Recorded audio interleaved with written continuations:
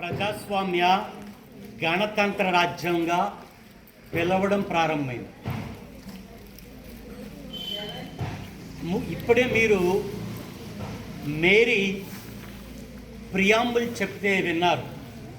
ప్రియాంబుల్ని మరింత అర్థం చేసుకునేటటువంటి విద్యార్థులుగా మీరు తయారు కావాలని కోరుతూనే అసలు సర్వసత్తాక అంటే ఏమిటి, సామ్యవాదం అంటే ఏమిటి, లౌకిక అంటే ఏమిటి, ప్రజాస్వామ్య అంటే ఏంటి, గణతంత్రం అంటే ప్రధాన ఉపాధ్యాయులు వారు చెప్పారు. సర్వసత్తాక అంటే రాజ్యాంగం అమలులోకి వచ్చిన నాటి నుండి భారతదేశము సర్వసత్తాక రాజ్యంగా పిలువబడింది. అంటే మనల్ని స్వతంత్రంగా పరిపాలించుకునేటటువంటి ఒక చట్టాల సముదాయాన్ని రూపొందించుకున్నాం. అంతేకాకుండా ప్రజా పరిపాలనాయుతమైనటువంటి పాలనతో పాటుగా త్రివిధ దళాలని కలిగి ఉన్నాం. అందువలన భారతదేశము సర్వసత్తాకమైనటువంటి దేశం. రెండవది సామ్యవాదం. సామ్యవాదం అంటే సోషలిస్టిక్ ఇన్ ఇంగ్లీష్. సామ్యవాదం అంటే ఆర్థిక వ్యత్యాసాలు లేనటువంటి ఒక చక్కటి దేశం అని. ఆర్థిక వ్యత్యాసాలు అనేటటువంటివి లేకుండా ఈ దేశంలో ఉన్నటువంటి ప్రజలందరూ కూడా ఒకే స్థాయి కలిగినటువంటి ఆర్థికమైనటువంటి పరిస్థితుల్లో నివసించడం అనేటటువంటిది సామ్యవాదం యొక్క మాట యొక్క ఉద్దేశం. కానీ నేటికి కూడా భారతదేశంలో ఆర్థిక వ్యత్యాసాలు అనేటటువంటివి పూర్తిగా కనబడుతూ ఉన్నాయి. అంటే రాజ్యాంగం యొక్క ఆ స్ఫూర్తి అనేటటువంటిది ఇంకనూ పూర్తి కాలేదనేటటువంటిది సామ్యవాదం వైపుకి మనం అర్థం చేసుకోవాలని మీకు తెలియజేస్తున్నాం. మూడవది లౌకిక రాజ్యం అంది. లౌకిక అంటే ఏ మత ప్రమేయము లేనటువంటి రాజ్యం. ఎవరమైనా ఈ భారతదేశంలో పుట్టినటువంటి పౌరులము మనకిష్టమైనటువంటి మతాన్ని అనుసరించవచ్చు, కొనసాగించుకోవచ్చు, దానికి అనుగుణంగా వెళ్ళవచ్చు. దాని మీద ఏ రకమైనటువంటి ఆంక్షలు పెట్టడం కానీ చేయడానికి కానీ ఎవరికి కూడా అధికారము లేదు రాజ్యాంగం ప్రకారంగా. అంటే మన దేశము మత స్వేచ్ఛ కలిగినటువంటి దేశము అనేటటువంటిది ఇక్కడ మీరు అర్థం చేసుకోవాలి. ఇక 4వ పాయింట్ ప్రజాస్వామ్యం. ప్రజాస్వామ్యం అంటే ఏంటి? అబ్రహాం లింకన్ గారు అద్భుతంగా డిఫైన్ చేశారు. ప్రజాస్వామ్యం అంటే of the people, by the people and for the people అని. ప్రజల చేత, ప్రజల కొరకు, ప్రజలే ఏర్పాటు చేసుకునేటటువంటి ప్రభుత్వాన్ని ప్రజాస్వామ్యం అంటారు. అంటే రాజ్యాంగం ప్రకారం భారతదేశము ప్రజాస్వామ్య దేశం.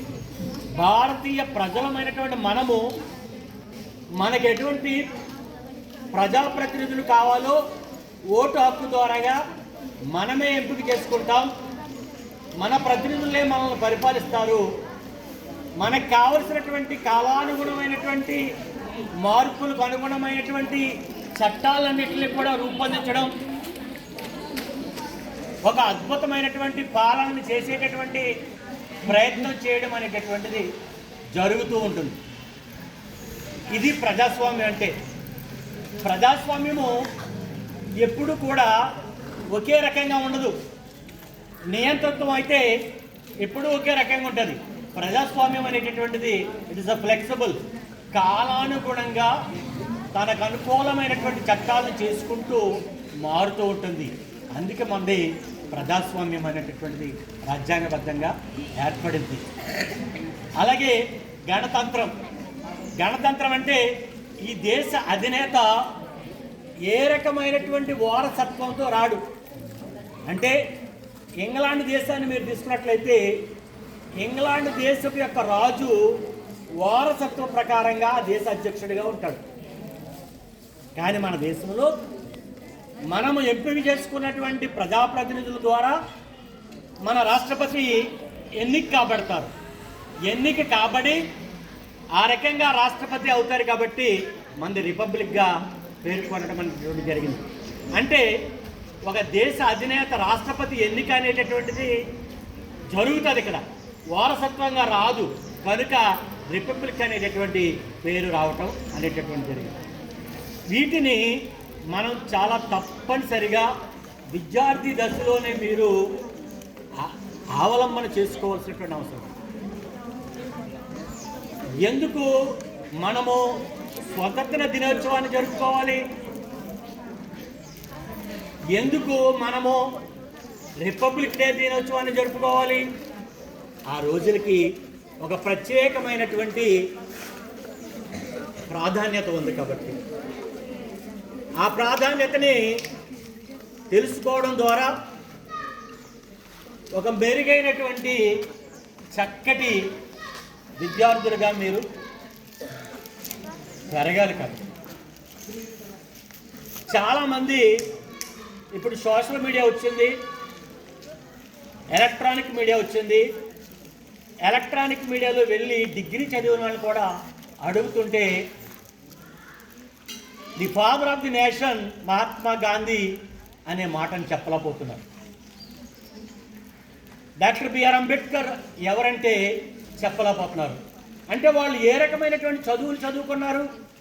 ఈ దేశానికి ఏమి ఉపయోగపడతారు? వాళ్ళు దేశానికి స్వాతంత్రం తీసుకొచ్చినటువంటి మహానుభావుల త్యాగాల్ని గుర్తించుకోవడం, స్మరించుకోవడం, ఆ దేశభక్తిని పెంపొందించుకోవడం, తద్వారా అలా పెరిగేటటువంటి ప్రయత్నం, పెరిగిన తర్వాత దేశానికి మెరుగైన సేవల్ని అందించాలనేటటువంటి దృక్పథాన్ని మనసుల్లో పెట్టుకోవడమే విద్యాలయాల్లో మీరు అవలంబించేటటువంటి మంచి లక్షణం. ఆ రకమైనటువంటి తర్ఫీదు ఇచ్చేటటువంటి విద్యాలయాలు లేకపోయినట్లయితే అది ప్రజాస్వామ్య దేశం అని పిలుచుకోదు. అట్లాగే ఈ రోజున రాజ్యాంగం ఉంది. రాజ్యాంగానికి కొన్ని నిర్దేశిత లక్ష్యాలు అనేటటువంటివి ఉన్నాయి. స్వేచ్ఛ, సమానత్వం, న్యాయము, ఆర్థిక స్వావలంబన. మళ్ళీ చెప్తాను చూడండి.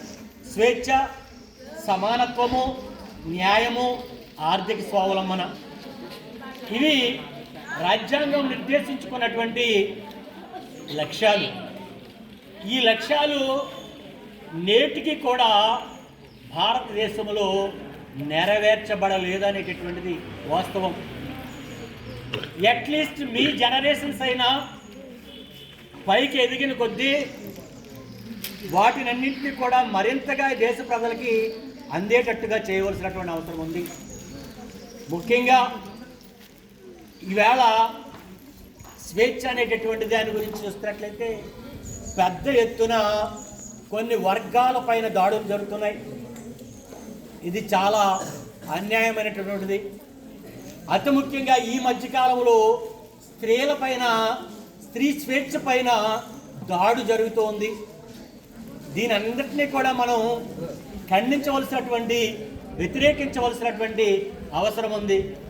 రాజ్యాంగము స్త్రీలకి ప్రత్యేకంగా స్వేచ్ఛని, హక్కుల్ని కల్పించింది.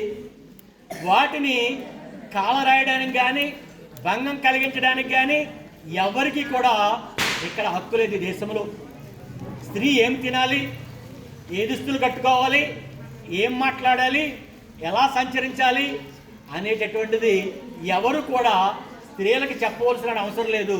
వాళ్ళ స్వేచ్ఛాయుతంగా వాళ్ళు జీవించేటటువంటి హక్కు ఈ దేశంలో ఉంది అనేటటువంటిది తెలుసుకోవాలి. అలాగే నేను ఈ సందర్భంగా ఒక 3 మాటల్ని మీకు తెలియజేస్తాను.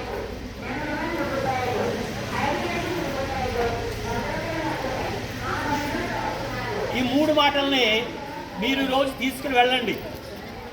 మొదటి మాట ఏంటంటే హ్యూమిలిటీ. ఏంటి చెప్పండి? రెండో మాట హ్యుమానిటీ. మూడో మాట యాటిట్యూడ్.